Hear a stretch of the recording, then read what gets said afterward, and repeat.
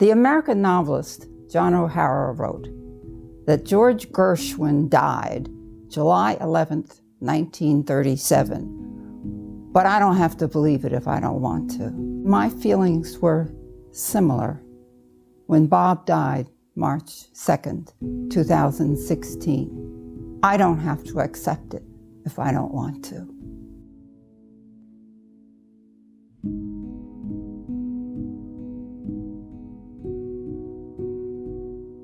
Both of my parents emigrated here from Italy. My mother was 13 when she came here, and my father was an infant. My parents would not speak Italian in front of the children because they wanted people to be American. We were here in America, and I wanted to be American too, so I didn't want to hear it.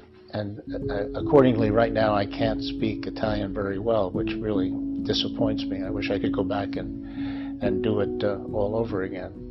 Bob always impressed me as someone that came out of a background that was framed in some respects by his parents being immigrants to this country, and that his parents probably inculcated into him this belief that citizenship in this country entailed a belief that it was a matter of ideas. This country is formed not by bloodlines, but rather by concepts and ideals. He believed that being a good citizen entailed opposing arbitrary actions, that being a citizen entailed opposing unfair policies. Due process, due diligence was something that was committed, very important to him, and he lived his life that way. It was an extraordinarily beautiful city. I mean, it was very safe. As a fairly young kid, I was permitted to take the bus downtown and walk around and shop and do whatever and come back home on the bus. During the mobilization for World War II, there were a lot of defense plants that were very active, and a lot of African Americans from the South came north and worked in those defense plants. And my gut feeling is that the war ended. There was still this African American population, and there wasn't work for them anymore, and everyone just neglected the situation. It was there to explode in the 60s. He was unquestionably dismayed at not just the riots, but at the level of corruption in the city at that time. And that, I suspect, influenced a lot of his decision-making as time went on. As U.S. Attorney, he challenged the high-profile abscam investigation. Well, abscam was an effort by the federal government, federal law enforcement people, to scout out or to find corruption. And they went into, in a sense, creating situations where public officials would be seduced into or encouraged to take part in illegal activities. And to a point, it was a valid approach. But beyond a certain point, it became entrapment. When after the trial took place, the Brooklyn district judge, who had presided, sustained the convictions of the abscam defendants, Bob supposedly said, "That judge has a warped view of the prosecutor's role in detecting and prosecuting crime." I first met Bob about 1973. We had just been named by Governor Byrne as General Counsel to the Sports Authority. He was first Assistant Attorney General, and he was representing the Attorney General. Even then, you could see his moral courage and sometimes a sense of outrage. I remember the particular issue was about waiving the obligation under the statute to bid something because some folks at the authority felt that was an emergency. And he realized that there could be a lot of abuses in terms of waiving bidding requirements, and he won the day as he should have. But, you know, I learned from those Sports Authority meetings that here was a unique guy who professionally brought the maximum of integrity, competence, and character to the task. And I'm not overstating it. Whether it was dealing with the giants in those negotiations, or the mob, or his own Department of Justice, he was unflinching.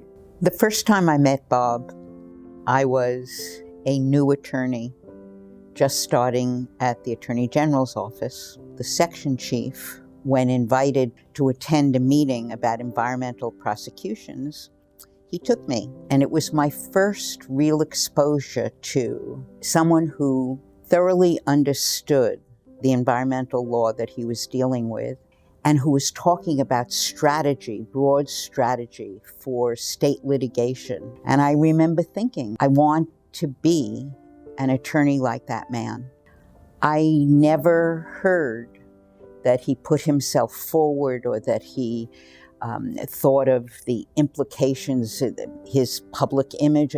He was focused on what we had to do to clean up the environment. In taking office as Attorney General in early 1990, Del Tufo and his chairman of the New Jersey State Police forged a relationship with the NAACP, with the American Civil Liberties Union, and minority advocacy groups. At the same time, they were issuing tough guidelines to make the eradication of racial profiling a top priority. Complaints about racial profiling reportedly dropped significantly during that era.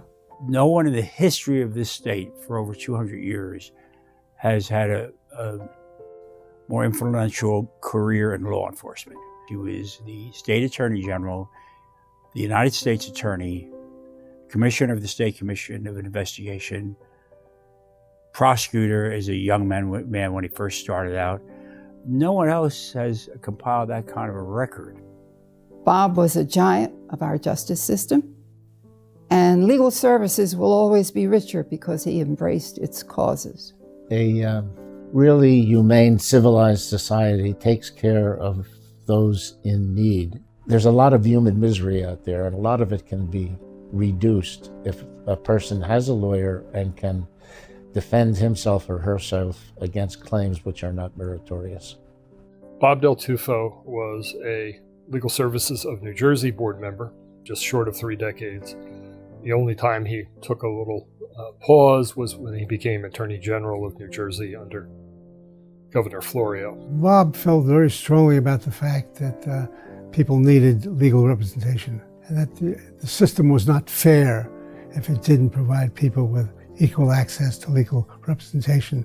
Bob's legacy for integrity and principled leadership should not ignore his gifts for friendship and generosity of spirit. I was blessed with 41 years of his friendship. We served on committees together. We traveled together. We were personal friends. He was an artist. He would sit with large pieces, sometimes of cardboard-like paper, at meetings, and he would, at the end of the evening, hand over the most extraordinary doodles and often little comments on the side of the doodle. They're beautiful. I can recall sitting next to him and marveling at how many he was turning out. And I wrote back to him, I said, the Del Tufo oeuvre would fill the Louvre. He got a chuckle out of that. Robert Del Tufo loved New Jersey, its heft, grit, and potential. And he dedicated himself from the day he passed the bar to serving the state. He was a fearless litigator and tender-hearted friend, a humble high achiever, an intensely private man and devoted public servant, an ardent listener, learner, and mentor. Bob Del Tufo died March 2nd, 2016, but I don't have to accept that if I don't want to. His exemplary life has become an iconic spirit of its own.